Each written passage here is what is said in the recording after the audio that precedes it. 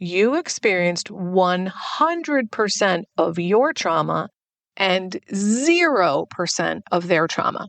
There's no way for you to be able to make a comparison because they didn't live your life and you didn't live their life. So stop doing it because all that's going to do is keep you from healing. Hi, I'm Barb Nangle. I want to welcome you to my podcast, Fragmented to Whole, Life Lessons from 12-Step Recovery, where I help people heal their emotional, psychological, and spiritual wounds and make deep, lasting changes in their lives. I'm the founder and CEO of Higher Power Coaching and Consulting. I'm a boundaries coach who specializes in helping women who are focused on what others are thinking and doing and neglect themselves in the process. And I have coached hundreds of people on how to build healthy boundaries using my exclusive Build framework. On this podcast, I share my experience, strength, and hope from recovery. I don't support or endorse any particular 12-step recovery fellowship, and I don't claim to speak for any particular 12-step fellowship. I also don't believe that 12-step recovery is the only way to recover. You might need additional help. I'm an avid beachcomber who collects sea glass, shells, wood, and stones. I am a formerly closeted fan of the Hallmark Channel, especially the Christmas movies. Hello, Christmas in July. I wear fingerless gloves from September to June because my hands are always cold, so I have about 15 pairs. And I get a huge kick out of counting how many days, weeks, and months there are until my birthday or Christmas at completely random times of the year. My hope is that you'll find my words concretely helpful in improving your life, whether you're in recovery or not. If you like what you've heard on this episode, please screenshot it and share it on your social media and tag me at Higher Power Coaching.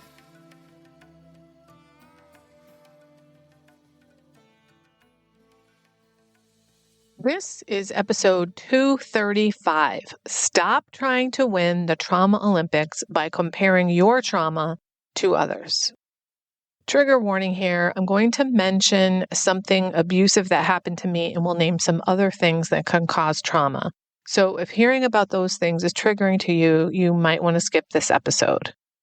I'm going to start by sharing some of what I've learned about trauma since I didn't know shit about it when I got into recovery. And it's important to know because it's at the root of so much dysfunction. Then I'll get into the whole comparison and trauma Olympics thing. When I first got into ACA and started hearing about trauma, I didn't really feel like it applied to me. I knew that my dad trying to strangle me when I was 17 and again when I was 18 were traumatic events. But I didn't think that qualified as, quote, childhood trauma because I thought, well, I was almost fully grown by then.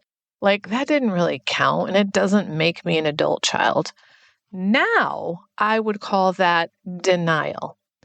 It wasn't until I came to understand that the absence of good things happening can result in trauma. And I've since heard that trauma is the result of unmet needs, which is a different way of saying the absence of good things happening to you.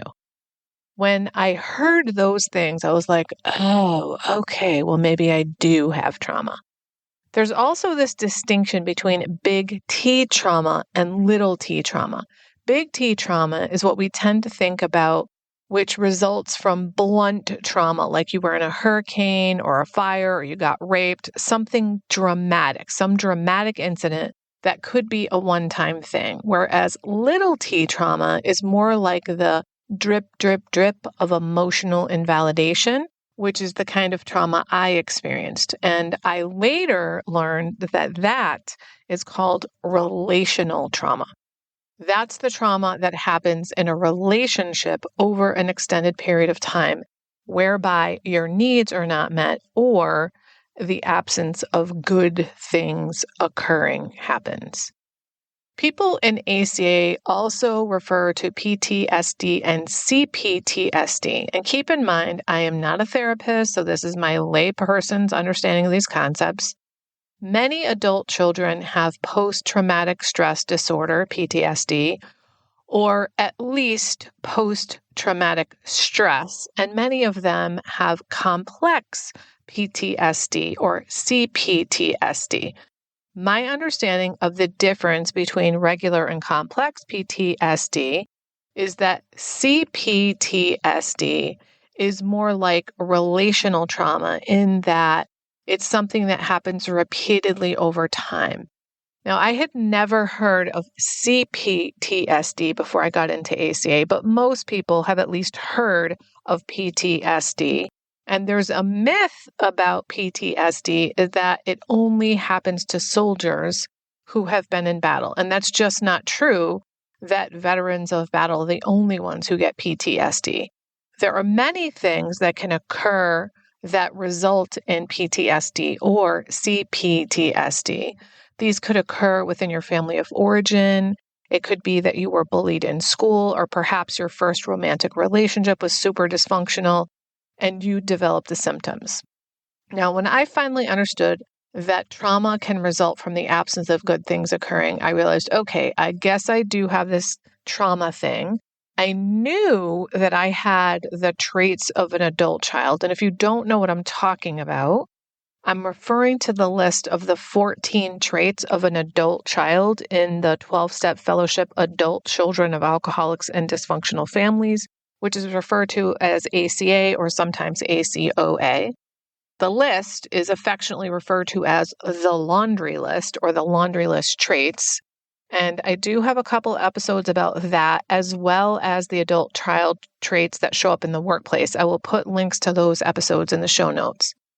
Anyway, I knew I had the laundry list traits, so I knew I qualified for the program, but I wasn't sure how I got them. And everything I was reading in the literature and hearing in the meetings made so much fucking sense to me. But for the first 6 months I was in ACA, I kept trying to make excuses like I didn't belong, like I didn't understand why I was there. I could see that objectively. I just did not have it as bad as the other people in the rooms. My mom wasn't a narcissist. I didn't get my bones broken.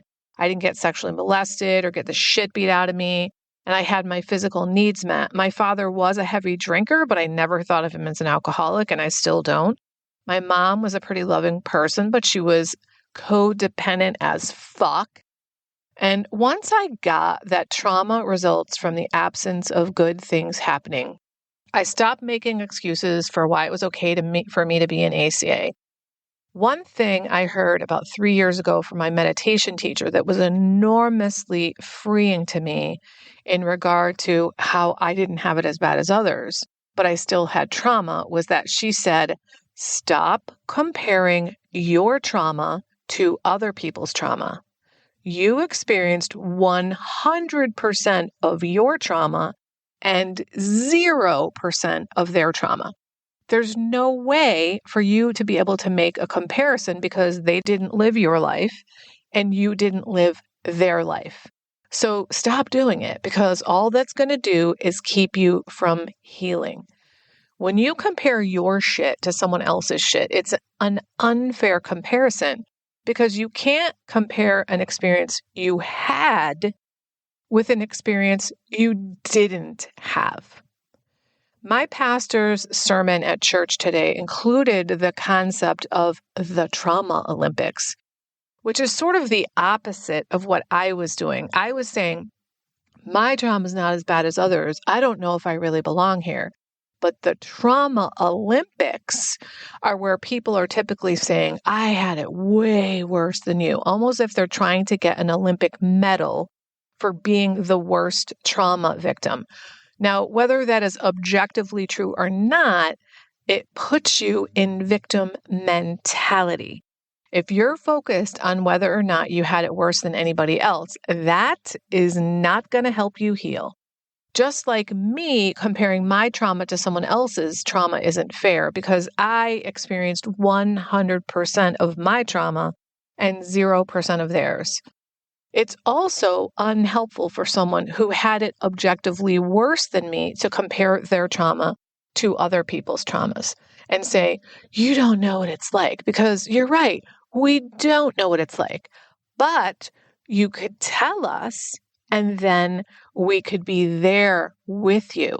But if you're constantly saying, nobody has it as bad as me, nobody knows what it's like, my trauma is so much worse, You're not going to win the Trauma Olympics. That is not a prize you want to win.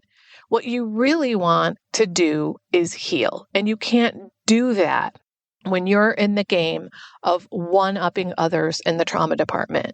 When you add in the fact that people's constitutions are just different, it really makes it an unfair comparison. There can be children who grew up in the same home, who experienced the same abuse, and they have vastly different reactions because of their personality and their constitution.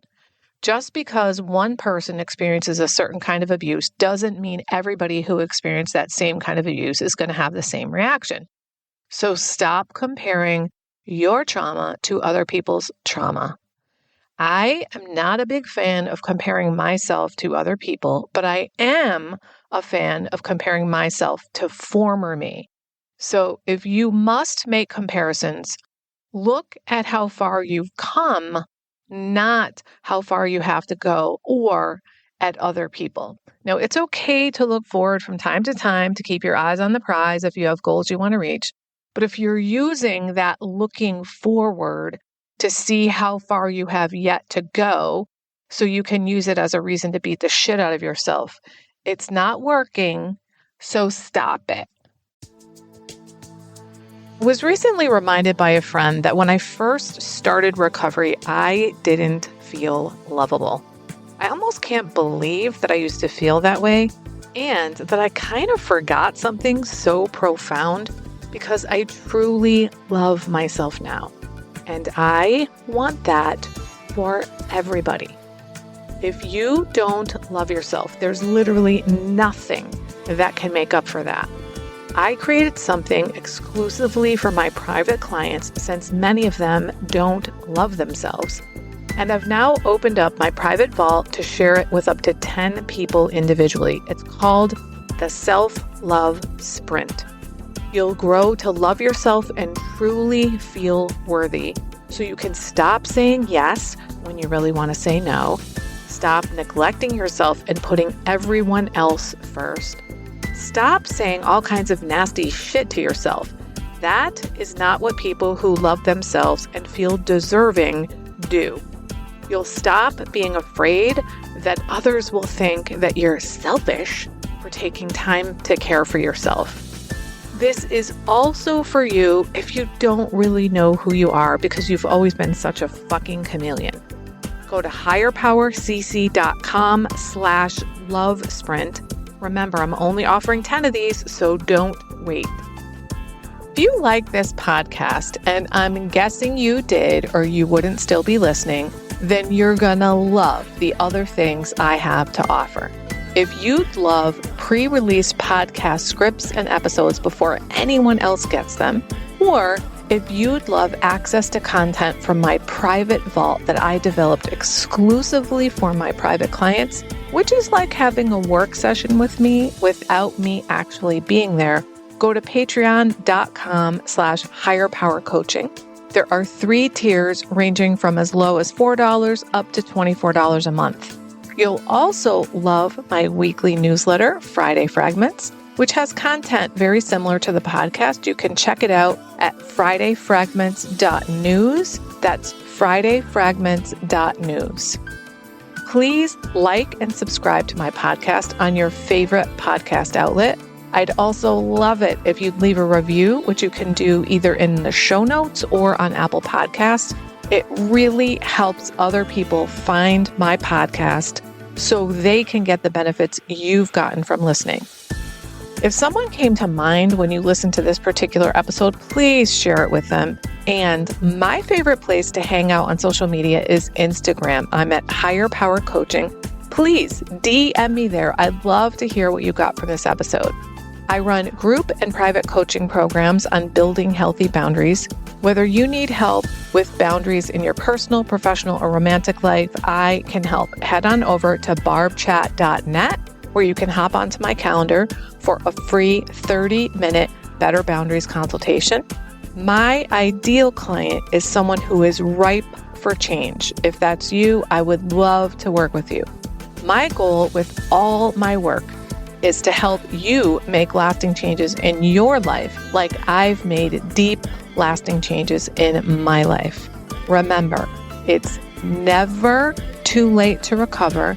No one is beyond hope, and healing is possible. Thanks for listening.